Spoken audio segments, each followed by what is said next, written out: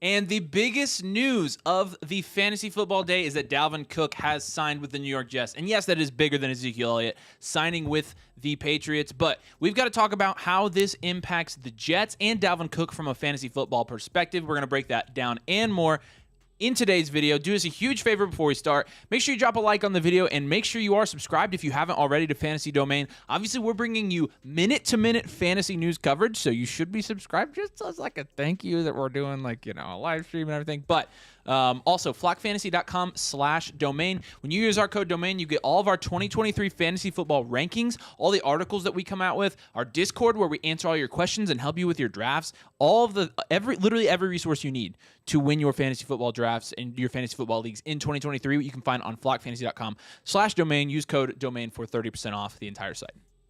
All right. Again, Dalvin Cook signing with the Jets, and this is significant. I wouldn't say it's necessarily unexpected because we knew he was going to sign somewhere, and the Jets looked like the favorite to get him, and this really does affect that Jets offense, and it's going to affect Breece Hall. There's definitely something to be said about Dalvin Cook this year from a fantasy perspective, and if you were buying him at the price he was going at, especially in like underdog best ball leagues, but even if you were doing your redraft leagues before this news broke. So let's talk about Dalvin Cook first, and we can talk about the rest of the Jets after. But for Dalvin Cook, what are your expectations for Dalvin Cook this year, and how should we be approaching drafting him in fantasy football? Well, of course, we all know Dalvin Cook is completely washed, so this doesn't matter at all. Here's the first thing I want to say. People always like to assume that a potential signing, a potential suspension is baked into a player's price, into their ADP on whatever platform, but that's never really true. Here's my proof. Dalvin Cook right now, RB 31 is where he's being drafted on Underdog Fantasy right now. So that's even in best ball. And I think that was already ludicrous. I drafted so much Dalvin Cook at that price on best ball on Underdog Fantasy. The RB 31 last year in points per game was Raheem Mostert and Javonte Williams tied with 10.5 points per game. That's in PPR. Yeah. So let's look here. Dalvin Cook's going to be going into his 7th season in the NFL. Obviously, he's been a quality starter over the first 6 years of his career. Consistently a top running back. He's been 14th in points per game, 9th, 2nd, 19th when he got hurt. He only played 11 games that year. And then his first year, only played 4 games, but had 16.4 points per game. So Dalvin Cook, right there, really, he's coming into his 7th season, but really his first season hardly counts, but we're going to go with that. We're going to go with the 7th season. We looked at the 29. I just had a few minutes to look through this. The 29 running backs since 2000 to enter into their 7th season, 29 of them averaged 15 or more points per game in their sixth year. 26 of them did 10 points per game or more in their 7th, right? Nice. And so we just looked. Dalvin Cook being drafted as running back 31 right now. Running back 31 gives you 10.5 points per game. 26 out of 29 guys in this situation, same as Dalvin going into their 7th season, still averaged at least 10 points per game. So I think historically the numbers are on Dalvin Cook's side. If we look at the guys who did not do the same thing the next year, it's Corey Dillon all the way back in 2002 for the Cincinnati Bengals. Not a good team, right? You have Chris Johnson playing for Tennessee, so CJ2K. Yep. Back in 2013. He was starting to deal with injuries at that point, and they had drafted someone behind him. And then you have David Johnson on the Houston Texans in 2020 from 15.1 down to 6.4 points per game. But I think you look at Dalvin Cook coming into a contending team. So this is those 3 guys that had those drop-offs. None of them were on contending rosters, really. Yep. Dalvin Cook is coming in. He's joining Aaron Rodgers, Garrett Wilson, Breece Hall on the Jets, and I think this is extremely favorable for his outlook this year. Yeah. Talk about kind of where he's been going in drafts and the value we're able to get on him before now. Obviously, his ADP is going to go up, but, where we've been getting him in drafts up to this point and how significant that is. Yeah, so before now, I'm looking at best ball ADP right now where he was going at running back 31 around Rashad Bateman, Kadarius Toney, Michael Thomas. I mean, that's the range 45 to 50 wide receivers. Rashad Penny, A.J. Dillon, Antonio Gibson going directly behind Dalvin Cook. And I think this is something where I I think the fantasy community made a little bit of a mistake assuming that Dalvin Cook, what did we think of Dalvin Cook was going to do going into this season? Did we think that he was real? I know his situation was a limbo. I understand that everyone was scared about him going to the Dolphins maybe, but if the Dolphins were going to sign him, if any team is going to sign Dalvin Cook as a 27-year-old running back, they intend to utilize him and they intend to contend. Yeah. So I think having him at running back 31 before this signing was a little bit of a goof, a little bit of a hiccup by us in the fantasy community, and you were smart if you were willing to bite at that price, because I would assume at this point, he's probably going to be going around guys like DeAndre Swift, James Conner, Javonte Williams now. I think he goes up at least a round or two now that he's got this landing spot. And I think Breece Hall, this is the other part of the argument now. I think this speaks volumes to Breece Hall's maybe health concerns, especially at the beginning of the season. I don't think he came back as quickly as the Jets expected him to in full health. And honestly, I think this is a big knock on his ceiling this year. I agree. I don't think they're going to just slowly phase in Breece Hall and then not utilize Dalvin Cook on a 1-year, $8 million deal and just completely phase out Dalvin. I think at best, I think, or at worst, I think this is a split between the two. Dalvin could even be the focal point for a majority of the season. At $9 million a year, absolutely. Yeah, absolutely, yeah. guys. And look, we're going to get this question. We already are getting this question. How does this affect Breece? What should I do with Breece? Look, if you drafted Breece in best ball leagues, you're stuck with him. And Breece, honestly, from a talent perspective, from an explosiveness perspective, last year he was a good pick. However, we're kind of out on Breece just solely because he's coming off that ACL. We were a little bit tentative to draft him at price, especially given that fact.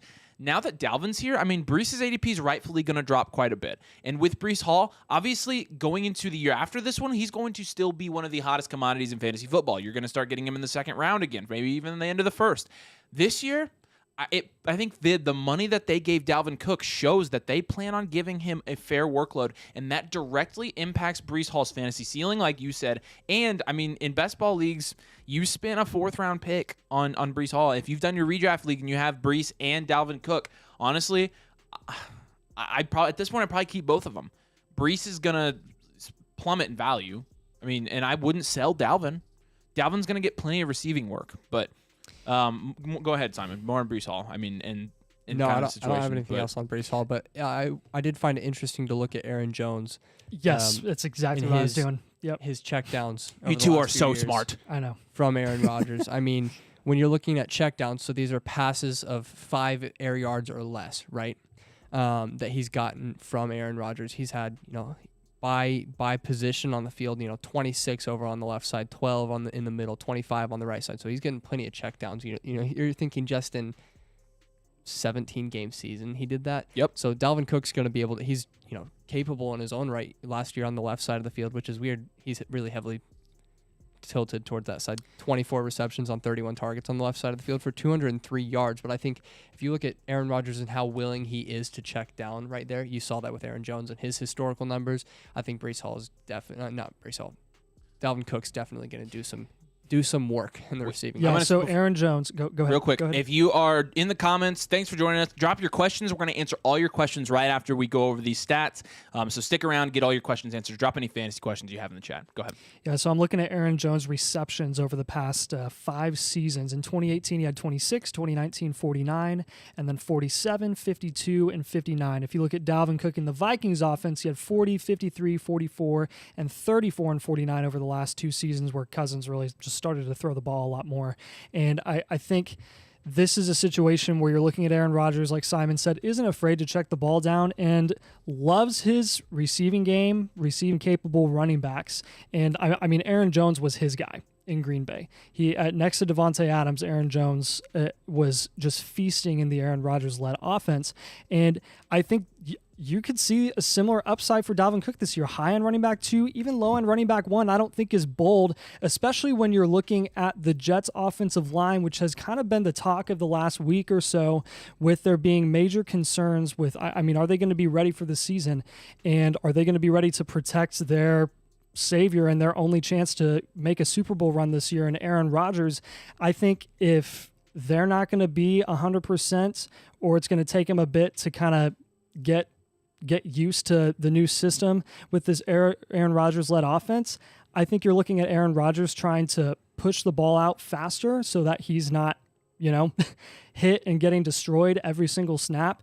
I mean, there's a chance that he's pressured pretty consistently quite often, and Dalvin Cook is the guy in that offense that is going to reap the benefits substantially. Yeah, 100% agree. So let's talk a little bit about the Jets' other weapons, including Garrett Wilson, guys like Allen Lazard. I don't even know who's their starting tight end. Is it Conklin? Yeah, Conklin. Is it Conklin? Yeah. Okay.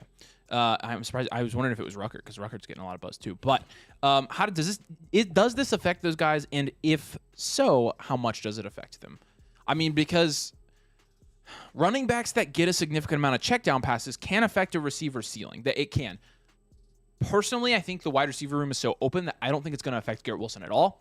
But I'm curious to know your thoughts, especially on more of the auxiliary receivers like an Allen Lazard. I think after Garrett Wilson, it affects every receiving threat in that offense. I don't think Garrett Wilson is necessarily impacted by this because he is so next level, like literally Devontae Adams-esque potential when it comes to target share and just like dominant opportunity. I think Rodgers has shown in the past that he definitely favors one wide receiver and then the rest kind of just get the scraps. And if you're going to have anyone else in that offense that's producing at a surprising rate, it would be because of a ridiculous touchdown rate, kind of like a Robert Tonyan a few years ago. Like that's the only way I'd expect Conklin to do that is if he was just out of this world outlier touchdown rate. But I mean, Lazard, who else Like is in the Bob offense? Onion. Randall, yeah, that's what I said, Tunyon. Yeah, Bob Onion. Yeah. So Bobby really, Onions. outside of Wilson, I'm not drafting any other weapon in the Jets offense other than Breece Hall and Dalvin Cook. I think it's fair. So that's kind of my take on it. Go ahead. personally. Yeah, but I don't know what you're doing if you ever were drafting either of them. I mean, Lazard has Dalvin- always been going too Lazard- high. yeah, I don't know yeah, why correct, Lazard has correct. been Yes. going where he's been going in Yeah, baseball. I agree with that. But Dalvin Cook's absolutely not even what Aaron Jones was in the receiving game. So let's not act like he has the biggest effect ever on the receiving game. Aaron Jones last year was 8th in targets among running backs. Dalvin Cook was 15th. So, I mean, you just see Aaron Jones is one of the more premier receiving backs in the league, and Dalvin Cook just isn't, and he never – well, I'm not going to say never has been, but he doesn't have as much weight as, let's say Aaron Jones had come over with Aaron Rodgers. But he could now that he's with Aaron Rodgers because, I mean, the Vikings I doubt offense over the last 5 years has been way, way, way different than Rodgers' type of offense with LaFleur. So that's something to kind of think about going into this year. I mean, Dalvin, even though he's averaged less receptions and less targets over the last 5 seasons, I would bet it would be on the higher end this season, especially since he's not as efficient as a runner and isn't going to get any better from that standpoint as well. You're Yeah. right. All right. Plenty of opinions to go around about Dalvin Cook and his potential impact next year for the New York Jets. Obviously, though, this is going to have a huge fantasy impact. So we'll move now to the Q&A part of the video. So if you joined for just the content part, thanks for watching. Drop a like. Make sure you subscribe. We'll see you guys later. If you've asked questions, we're going to answer those now. And looking up to the top, we'll start with Jason Olsen, who said, quick action. Love to see it. Appreciate the support, Jason. Thanks for watching us, man. What does that say? Jay Jettis. Thank you. Yep. I cannot see. Prod says, let's Production. go Jets. All right. There we got a Jets fan in here. Mr. Sheeflots87, I know that name. Got Dalvin in the 12th round in my startup Superflex 10 team. Nice. I applaud you for that. Nice. Golf Good clap job. for you. Christian asks, if you have Breece, is your season over? And what should you do if you have Breece and Dalvin Cook? I'd keep both of them for sure. Is your season over? No. So your season's never It's over. not based over. on one No, player. it's fantasy football. I mean, there's going to be outliers. Who knows? You could have these crazy sleepers on your team that just go off this year. A lot of fantasy is unpredictable. We know that, and so no, don't give up hope. Breece still has a ceiling this year that is significant. He's always going to because of the level of talent. I mean, he is a better weapon than Dalvin Cook is when he's healthy, Yes. by far. So it's not even close. Should I trade Waddle and James Conner for Jamar Chase? Yes. In fantasy, you really? Yes. Nathan? Yeah, I'd take Jamar Chase. Okay, all right. Yeah. I think the difference. Are you actually serious or? I mean, it's James Conner. I know it's James Conner, but I think the gap between Waddle Waddle and and Chase. Chase is okay. significant. Yes. Yeah, you're right. Chase. It's got to be Chase. I do Yes. like James Conner, but Christian also asks, is Calvin Ridley a solid wide receiver one if I Yes. have running? You can't keep doing that because I think you're talking to me. Is Calvin Ridley a solid wide receiver one if I have my running backs as Saquon and Henry and wide receiver two as Debo? Yeah, he's fine. That's a good one. All right, drop your questions, drop your comments. If you have any questions or comments about any of the news that's dropped today or any fantasy questions in general, we'll stay on just a little bit longer, answer all your questions. Make sure you drop a like if you haven't. We've got quite a few of you watching, so make sure you drop a like on the video. It really helps this video. It'll help it tomorrow when it kind of surfaces as well with everybody. Lunatic Productions, what's up, Luke Looney? As a Jets fan, we overpaid. 8.5 based on the million. running I mean, back you market. have the cap space to, and you're just. I mean, you're legitimately all chips in for a Super Bowl. Like, Yeah. I mean, you're I mean, paying if I were the Jets, I'd be cool with it. 75% of what Saquon is currently worth right now. Yeah. On an annual basis. So I mean, I don't think that's where Dalvin's a less coveted than that, asset. So 67%. wherever he was going to go, he was going to get paid something.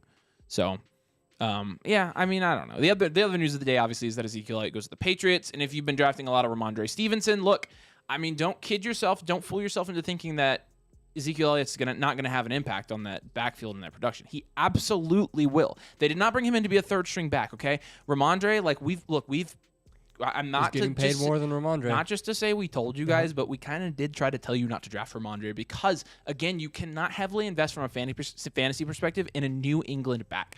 Bill Belichick hates your fantasy team. Him and Arthur Smith have a secret club, and they meet every week, and they talk about how they're going to screw your fantasy team. And Kyle Pitts sits in sometimes, and Ramondre Stevenson is a regular attender as well. And now Ramondre and Bill Belichick, yeah, I mean, may have screwed your fantasy team because Ramondre's ceiling is seriously affected by this. I mean, they did not give Ezekiel Elliott $6.5 million to come in there and do nothing.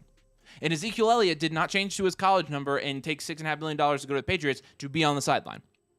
He did not. Yeah. If he is healthy, he is going to be a force there. That's how the New England backfield has been structured for years now. Like I don't really see why we would. I don't see why we would change our mind on that now. But it just seems people kind of forgot about it, and now it's being reinforced. I'm with you.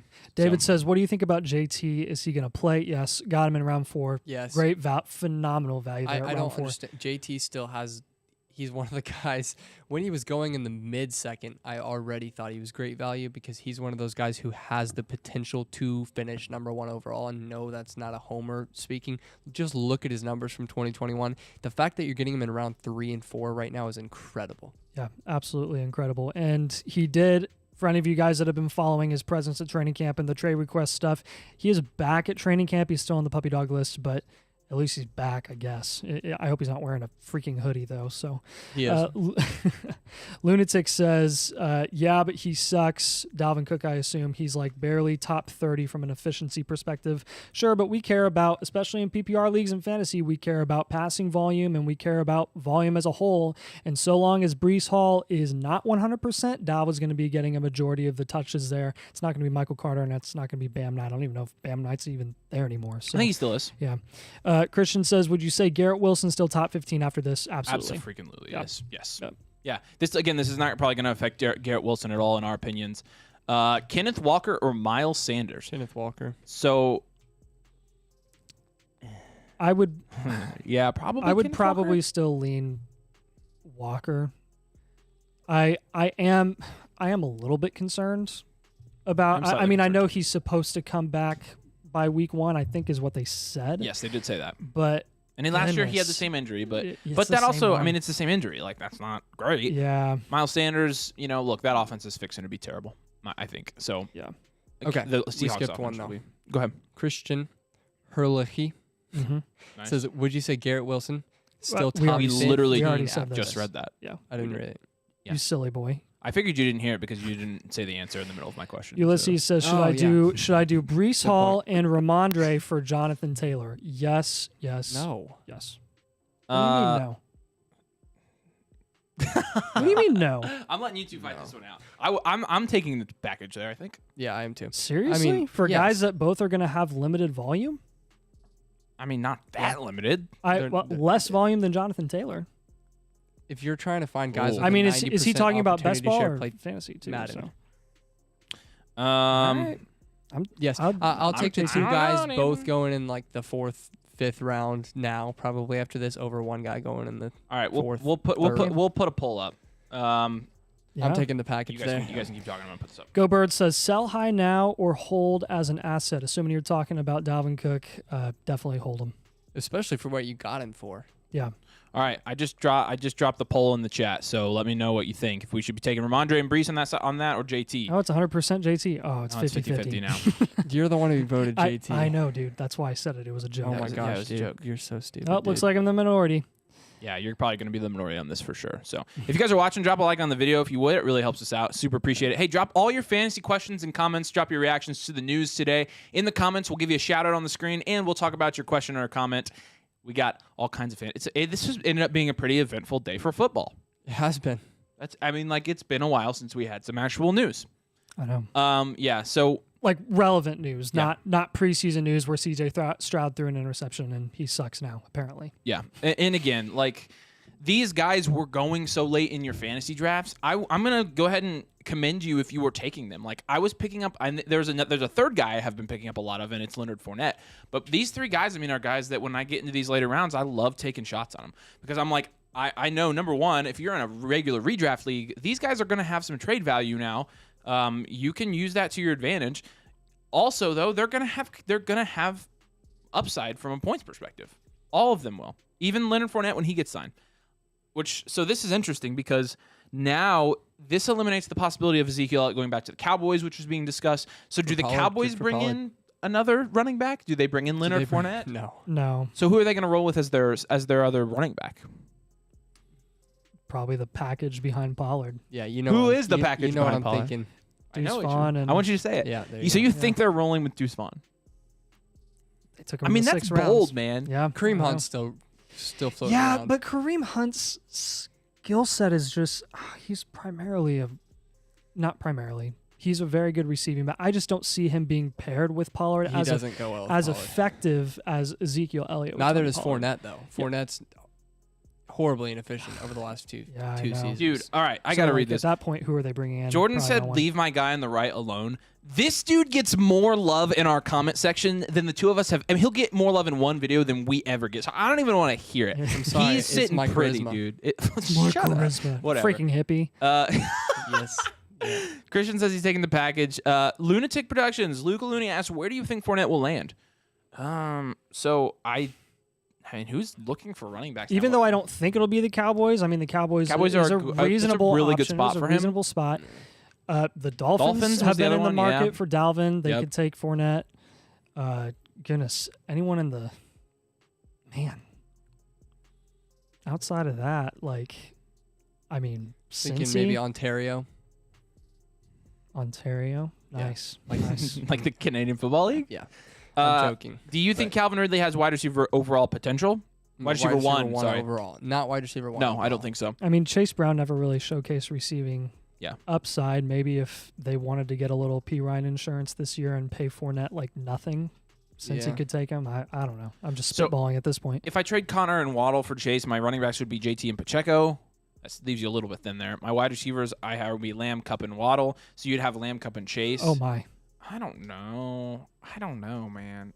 I lean closer to the Waddle side than you think. If it's best ball league, then I'll stick with Connor Waddle, I guess. Yeah. Yeah, Because you already that's- have Lamb. If it's not best That's ball, fair. then That's then fair. probably taking Chase still. Yeah. Why would you? Yeah, why would you do that? You need I'm more with running backs. Christian here. Your wide receivers are good enough. I think I agree with you. Like I think I like James Conner and Jalen Waddle in that. I can't help it. Plus, I mean, It's I completely understand. Okay. Like All I think it's fair for All right. sure. cool. Drop a Hey, question. the poll's a little bit closer. Yeah, it's not that bad. 55-45. How many Okay. how many different accounts did you vote on, Nathan? One. Not one different one. Like this was the only one I voted on. So. Jordan Heckler says his team drafts this Sunday. Yeah, if you want help with your draft, and if any of you want help with any fantasy football thing in this fantasy football season, we have all the resources that you need to win your fantasy leagues over at flockfantasy.com/domain. When you use our code domain, you get 30% off the entire site. That includes all of our 2023 fantasy rankings, our articles, databases. You get access to our Discord where you can message with us and message with our community and get advice for your fantasy football leagues in 2023. We will literally you add us as a friend on Discord and message us whenever you want. We're here to help you win your leagues. ADP data, rankings. I mean, you also get all the Flock stuff. You also get all the land stuff. So when you go over to flockfantasy.com/domain, use code domain, you get 30% off all of that. And if you choose the annual Mother Flocker tier, you will get a team blueprint for your team as well. And those are pretty cool. So like I said, flockfantasy.com/domain. Nathan's got a trade offer. I can't even speak. It's a dynasty offer. Oh, no, I'm not reading that on this. Never mind. So G16 says he's just hopping back on. How far does this drop Breece in redraft? I would say a round or two. Considerably. Yeah, considerably. I think a round or two is pretty considerable too. So we'll see. We'll be tracking his ADP, but this one's obviously going to be pretty interesting to watch. So Yeah. All right. Any more questions? Any more comments that we need to address? We've got content coming out on this channel all the time, so if you haven't subscribed, make sure you do that. Kind of see if things roll in here for a little bit, but this has been a good day. It's been a very good day. We've had some good storylines today. Yeah. So, all right, let's wrap this thing up. We appreciate you guys jumping on. We appreciate you. Let's discuss Aaron Rodgers. All right, we got one more. Jordan Heckler. I will let it slide. Like the video, please. Like the video. Hey, like the video. Aaron Rodgers, and we got another one. Aaron Rodgers. This year, I think he has a great value in fantasy leagues because he's going fairly late. I think people are giving him the kind of last year discount because he was injured and he wasn't super productive, although he still was almost a quarterback one or was a quarterback one last year. QB He was 13. fringe, yeah. This year, he's got better weapons, in my opinion, and now for sure better weapons. I mean, with Dalvin Cook going there. And no broken thumb on and his he's throwing healthy. hand. I mean, I think, look, I see you using Aaron Rodgers in a couple different ways. Backing up an Anthony Richardson as insurance in best ball leagues is a good way to use him. You could go no QB and have Aaron Rodgers as your QB1 and get Aaron Rodgers in, I don't know, a rookie or something like it, Bryce Young, or you could take Aaron Rodgers as your second QB and take two solid QBs like Tua and Daniel Jones or Aaron Rodgers. But with Aaron Rodgers this year, I think he's a viable fantasy asset that's being slightly underrated. So, and Jordan, you follow that up with I bet he averages 16 points a game or more, and I would totally agree with you. And then you say probably at least 20. I think he's going to be hovering between 18 and 22, somewhere in there. That's my guess. Agreed. So Madison or Breece? Oh, man. Breece. Yeah, there's your answer. What about Joe Burrow? Got him in round 5, but don't know how many weeks he'll be out.